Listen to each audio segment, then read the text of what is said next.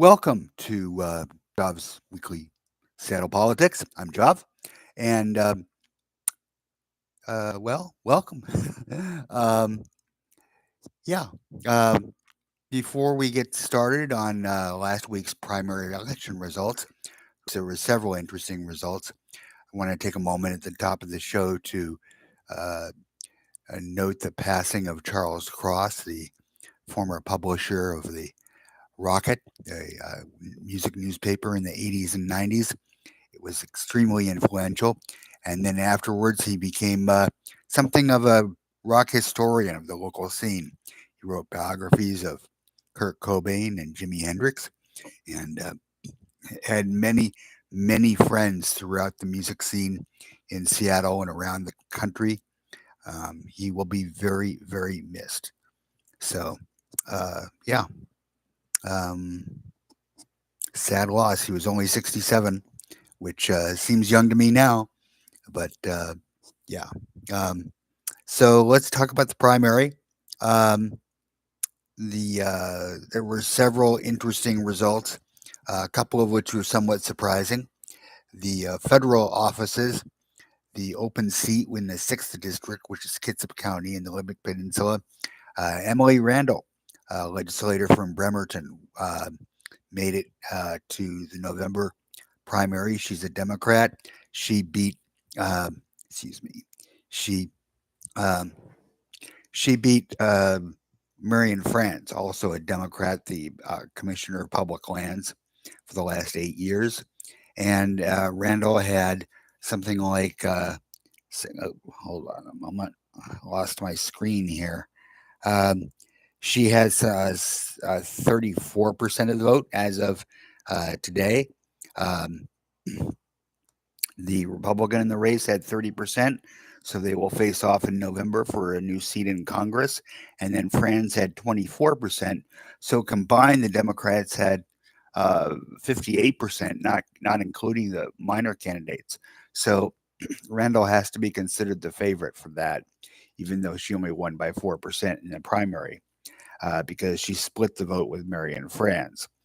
Um, District 9, which is suburban South King County and suburban Tacoma. Adam Smith is the incumbent. He won 53%. That's no surprise. The surprise is that finishing second was Melissa Chaudry with 20%, a fellow Democrat and much more progressive than Smith. The Republican did not make it through the primary. So two Democrats will face off in November there. That's the first time Smith has faced a Democrat in the November election, and that's going to be very interesting. The statewide races, Bob Ferguson had 45% of the vote. He was the attorney general, and this is for governor. And um, that doesn't sound like much, but there were 25 candidates in the race.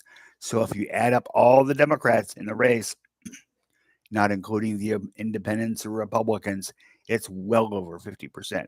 So he's going to be the heavy favorite in November against former Congressman and King County Sheriff Dave Reichert, who is virulently anti gay, among other things. Very Trumpian, although the Trump dominated state Republican Party uh, did not endorse him because he did not want to submit his name for endorsement for the state party. Their endorsed candidate, Semi Bird, finished third with about 10%. Attorney General Pete Serrano, a Republican, is leading in that race. It's actually the only race in which a Republican is leading for a statewide office. He had 42%. He's the mayor of Pasco. However, again, there were two Democrats in the race that split the vote. That's well over 50%. Nick Brown had 35%. He had most of the establishment Democratic endorsements. And then Manka Digra had 22%. She, I think, there's a more progressive candidate in that race, is not going to make it through till November. So it will be Serrano versus Brown in November. The Commissioner of Public Lands succeeding Marion Franz. That's a very tight race. That is the one race that is not necessarily settled right now. Um, Jaime Herrera Butler had 21.97%. She's a former Republican congresswoman from Vancouver. She was primaried out of her congressional seat 2 years ago because she had the temerity to vote for Trump's impeachment after January 6th. Um, Another Republican in that race, Sue Peterson, had 20.77%, and King County Councilman Dave Upthegrove is narrowly ahead of Peterson right now. That's really too close to call at this point. Upthegrove with 20.89%. He was in third place on the night of the primary, but has since moved into second. So he's more likely than not to hang on to that lead and make it through to November against Bueller. But again, that's too close to call just yet. Um, that's really the only race that's unsettled at this point.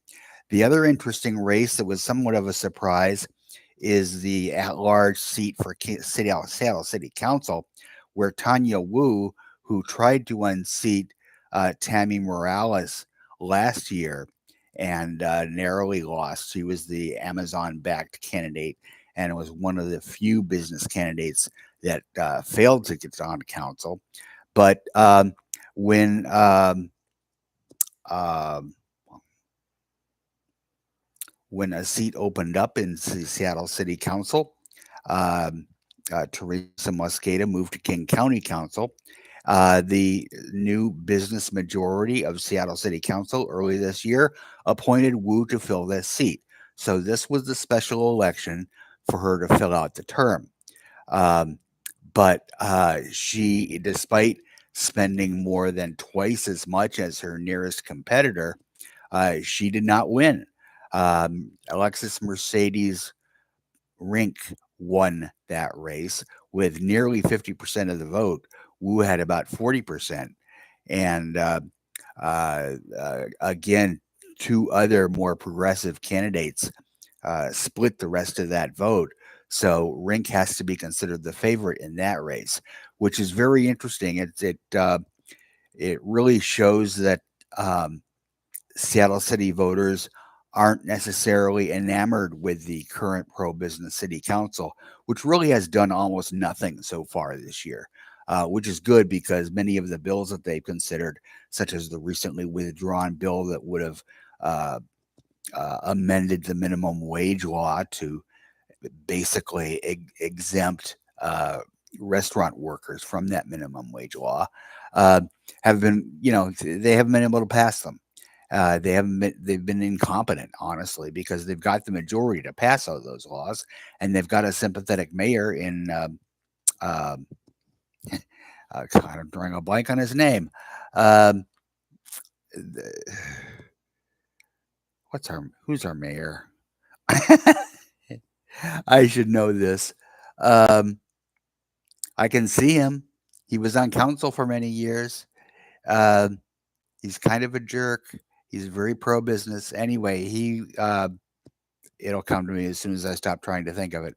He almost certainly would have signed that legislation. So it's kind of a mystery why Seattle City Council has been so incapable of passing legislation this year, but that's not necessarily a bad thing. And this is a sign that uh, voters maybe aren't necessarily enamored with the new pro business city council. We shall see. We'll see when seats come up for election in. Wu and the other at-large seat will come up next, Rink rather, and the other at-large seat will come up next year. So that'll be 25, and then all 7 of the district seats will come up in 2027. So, uh, yeah, um, Rink has just over 50% of the vote already, and then Wu is at 38.38. So um, that was pretty much the local news. The Seattle City Council uh, generally goes on vacation the last couple weeks of August, so it'll be a little slow the next couple weeks, but something will come up, I'm sure. So um, I want to move on to national and then international.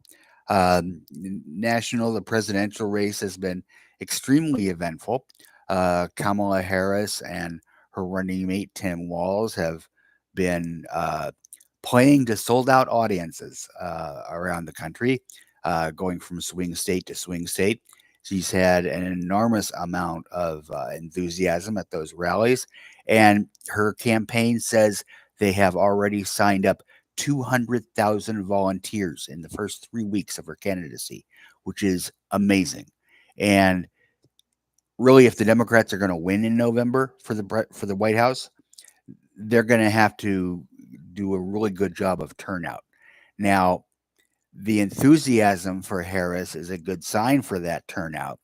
Uh, certainly she will do a better job of getting out the Democratic base on election day and then the weeks ahead of election day than Joe Biden was going to.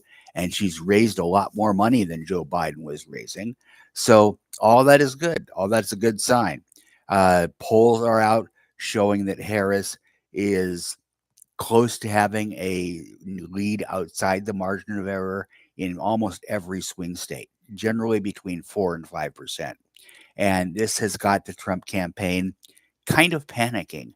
The other thing that's got the Trump campaign kind of panicking is that he's looked kind of unhinged lately. I mean, less hinged than usual. Um, he had a press conference last week, which was basically his going off on unrelated, litanies of grievance and soliloquies that had nothing to do with the reporters' questions or only tangentially related to the reporters' questions. And there were a number of staggering lies. He claimed at one point that he had kept trying to discourage his crowds in 2016 from chanting "Lock her up." Um, of course, there's videos of him leading those chants, um, but video evidence doesn't really concern him all that much.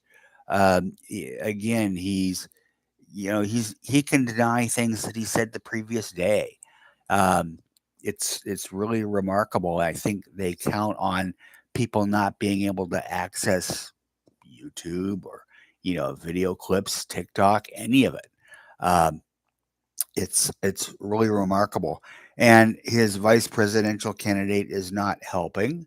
JD Vance, uh, another clip with old clip from before his candidacy was unearthed yesterday that suggested, or he was suggesting, that postmenopausal women really have no use except to babysit their grandchildren. I wish I were making that up. But Vance's views on women, his overt misogyny, is really not much different from what is spelled out in Project 2025, which of course he wrote the introduction to the book by the director of Project 2025. That uh, that book, incidentally, was supposed to be released by now. The launch date has been postponed until after the election, but some news organizations have already gotten advance copies and have published excerpts, and it's every bit as terrifying as you would expect. The other thing about delays is that Donald Trump has petitioned the court in Manhattan to delay his sentencing on his 34 felony convictions until after the election. We'll see if the judge goes along with that. Um, he probably doesn't have a real strong argument there. Sorry, I can't attend my sentencing because I would rather golf and think about having occasional rallies, which is basically what his campaign's been doing since the Republican National Convention. The Democratic National Convention is coming up starting this coming Monday in Chicago. That will be essentially a coronation for Kamala Harris and Tim Walz. And Walz has been a hit and has been a real contrast to J.D. Vance. Vance made his original name writing a book called Hillbilly Elegy, in which he touted his own up by the bootstraps life story and really kind of through his family and through the his mythological Appalachian upbringing under the bus. I say mythological because he grew up in Middletown, Ohio, which is essentially a suburb of Cincinnati. Now um, it's a fairly conservative area. It is not part of Appalachia by any stretch. That would be southeast Ohio, and then moving into Kentucky and rather, yeah, Kentucky and Pennsylvania, West Virginia, and so forth. But um, Cincinnati is not part of Appalachia. It's just not. Um, and more to the point, he went to Yale Law School and then he spent 6 years working for a billionaire hedge fund manager in Silicon Valley, Peter Thiel, who's a prominent Republican donor. Um, one of the Silicon Valley libertarians that has gotten a lot of press over the last year or so. Um, that is really where he got the backing to run for the Senate seat in Ohio, which he wound up winning with $1 million or so of Peter Thiel's back money. So, uh, Vance is not a common guy. Um, he's very much one of the elites now.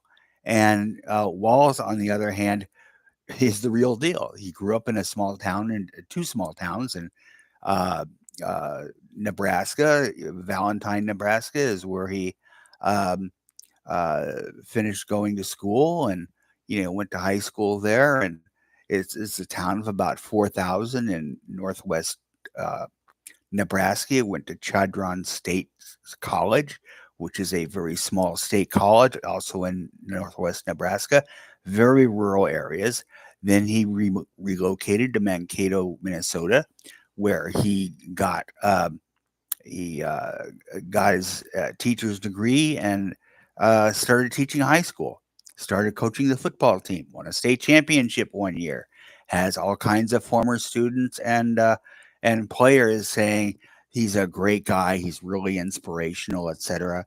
And then he became governor of Minnesota, and he's in his second term there, and has passed a lot of progressive legislation. He was much more moderate as a congressperson from Mankato. He was in Congress for 14 years, I believe, from 2012 years, from 2006 to 2018, before he became governor.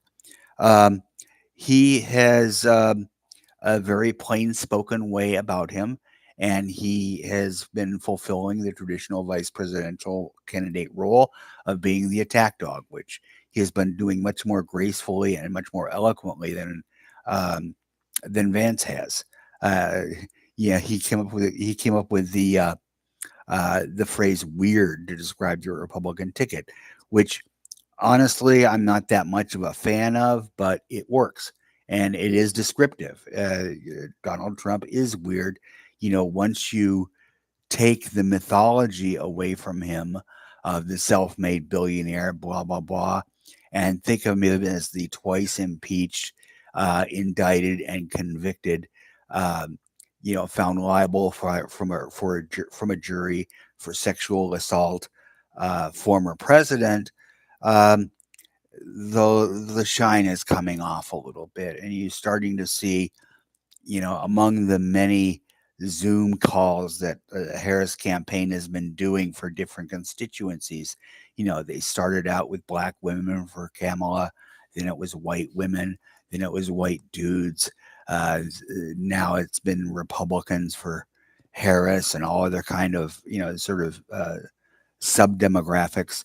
And you're starting to see people who would not normally vote for a Democrat or a Democratic ticket for the White House say, yeah, I'm going to vote for Harris because, um, they have integrity and the Republican guy doesn't.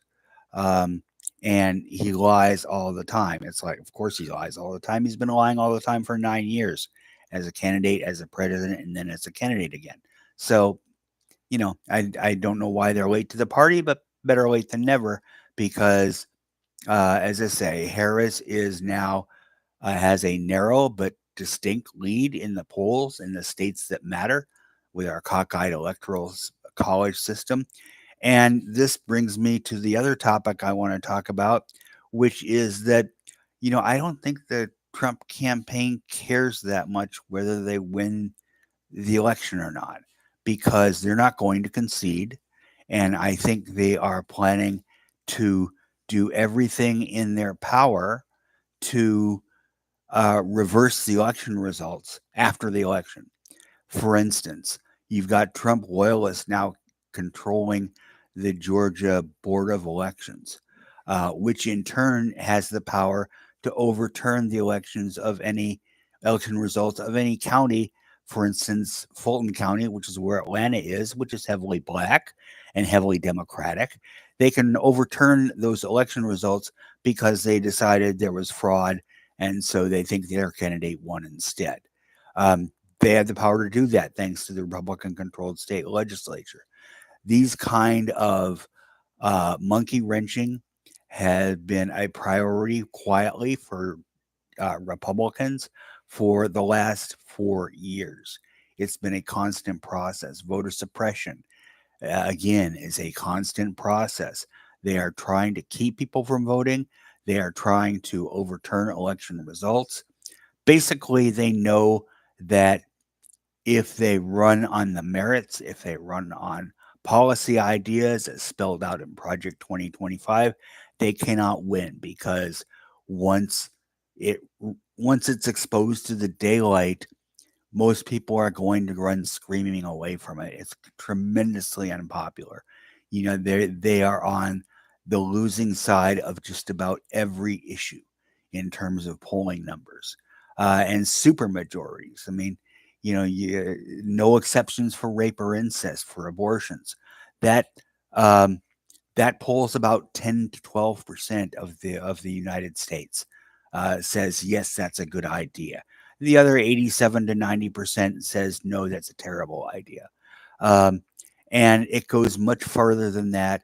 Really, I mean, going back to J.D. Vance and his postmenopausal women comment, it really underscores that they don't see women as anything except incubators to take care of the family while the guy goes out and, makes a living.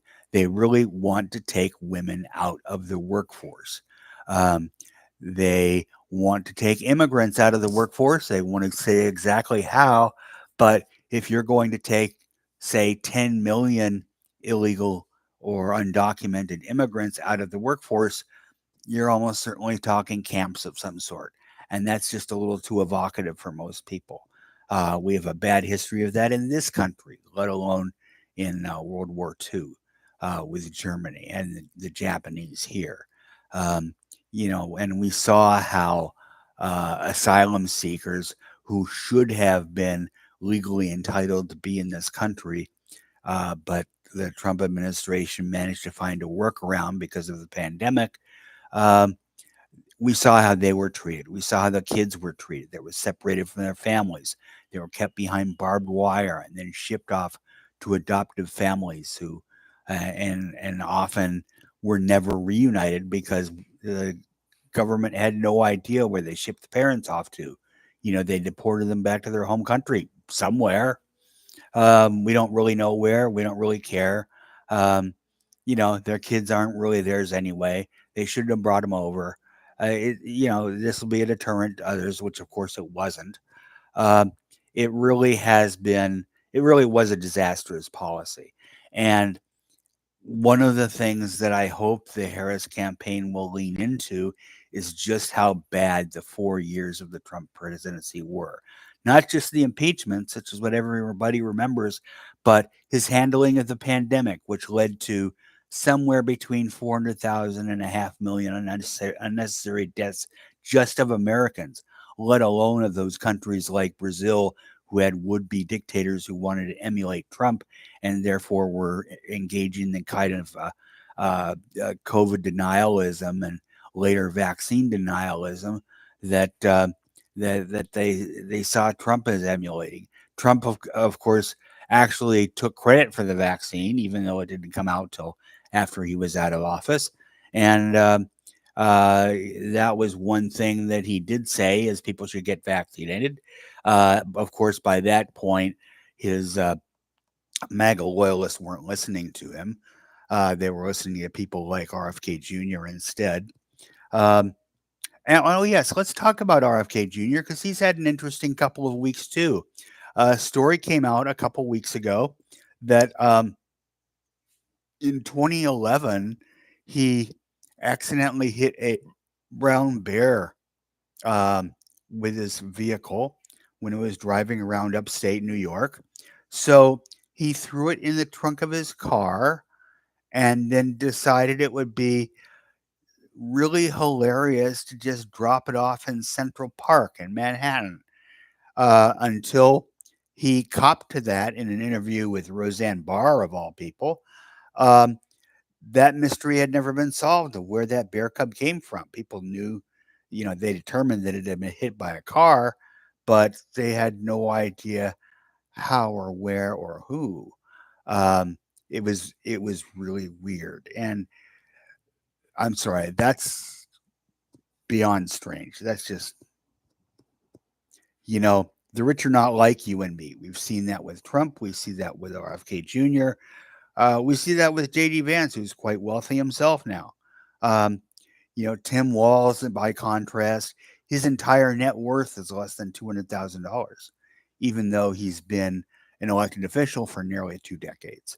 Um, that's a stark contrast to some of these elected officials in Congress who, sit in Congress for a couple decades and suddenly they're wealthy. Where did that wealth come from? Nobody knows. But they have really cush lobbying jobs waiting for them when they leave Congress. So anyway, that's all a tangent. But the Democratic National Committee convention rather is being held in Chicago starting on Monday. That'll be 4 days. Probably no real news to be made there. We know what the ticket's going to be already. We know that there's a tremendous amount of grassroots enthusiasm for it. Um, there will be, as there has been at some of the Harris Walls events, uh, protesters against Gaza and Joe Biden's support of Israel in that conflict, and by extension, Kamala Harris's apparent support. We don't really know how she stands on that, but yeah, let's go pivot to global and talk about the Middle East for a minute.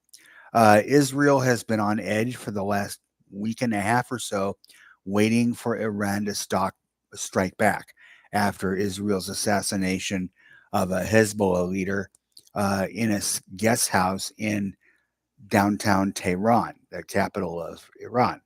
Um, Hezbollah has already exacted the revenge that it promised. It launched about 30 missiles into northern Israel a couple nights ago. No real damage came from that.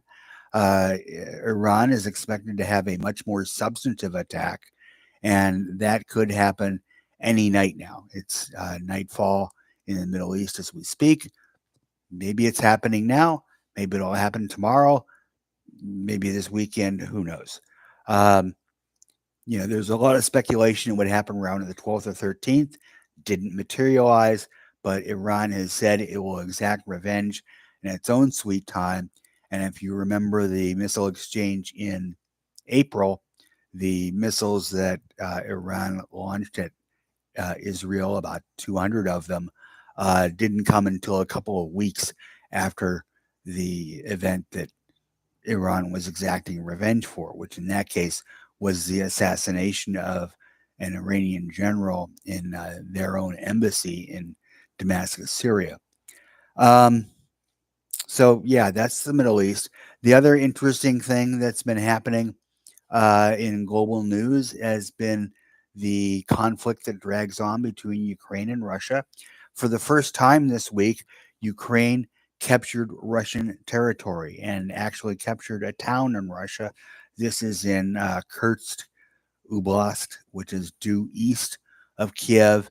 It's due north of the disputed Russian speaking territory in eastern Ukraine that Russia has controlled for the last almost 3 years now. Um, but Ukraine has invaded Russia. And what they've said, they're not trying to take over Russia. What they're trying to do is capture territory to use as a bargaining chip because everybody's tired of this war. They want a truce. Putin has no incentive to come to a truce or ceasefire. Um, Ukraine would love it. They're tired of war. Their population is tired of being of air raid sirens and having missiles rain down on other major cities. And many of those cities are rubble at this point. There will be a lot of rebuilding that needs to be done in Ukraine after this is all over. And of course, if Trump becomes president, they can rebuild that sliver of Russia that Ukraine might have damaged and let Russia annex Ukraine because what Putin wants with Trump, Putin gets. Um, so that's the wrap up for this week's news. We'll be back next week with a report on the Democratic National Convention and whatever has been happening locally and nationally and around the world. And I thank you for watching and have a great week.